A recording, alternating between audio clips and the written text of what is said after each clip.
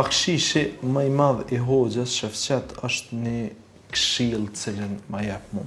Thot mu martu hoxha shumë shpesh, janë domethënë me një farë mënyre këshilla jetësore, se nështë të shkon Shefqet Krasniqi, një arab ose të shkon me një kamp tjetër, nashta ishtë shmu edhe 3 herë ma shumë prej neve. Ka hoxhallar shumë që vinë të na.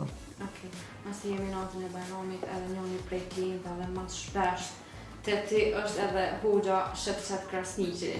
Ti me neve sot nëse mundesh më na nda hoxha a lën bakshishet e ti edhe nëse ka lën ndonjëherë cili u kanë bakshishi më i madh që e ka dhënë. Bakshishi më i madh i hoxhës Shefqet është një këshill cilën ma jep mu. Cila është ajo? Po ka shumë, për shembull, më thot me hek këto varëset e edukatit, më thot mu martu hoxha shumë shpesh, janë domethënë me një farë mënyre këshilla jetësore, cilat çdo prind ja kishte thonë një djali edhe mu si një djalë 28 vjeçar. Normal që i takon edhe hoxhës, mund thonë edhe i takon prindit, edhe i takon njerëzve të cilët pretendojnë se dojnë me të më mirë. Edhe ato janë domethënë bakshishet cilat i marrë prej hoxhës Shefqet. Është nder, është privilegj, është knatësi e veçantë që kena një njeri si hoxha Shefqet në vendin tonë edhe kena mundësi prej safërti me janë dëgju këshilla.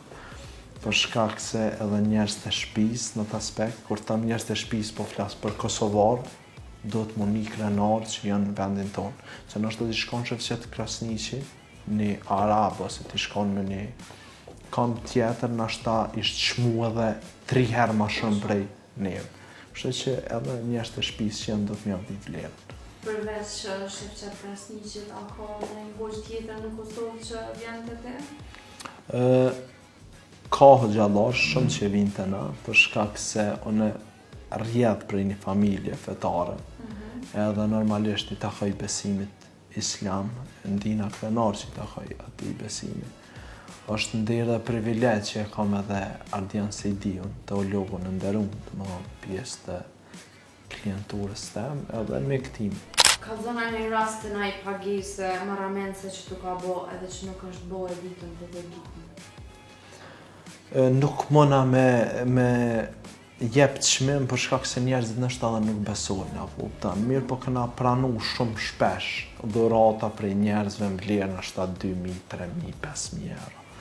Kena pranu, zakonisht kanë qenë dhurata prej prindve të fëmijëve cilët kanë ardhur të na. Kisha dashur me përmend për shembull Almir Vocën, është një djalë i cili e ka bën një freestyle ose na në sallonin tonë në Prishtinë, realisht në bazë atje. Edhe prindi i vet Avni Voca u ka një babi i cili mos të thon, po për dëshira djalit vet ka pagu me 1.000 euro, apo kupton.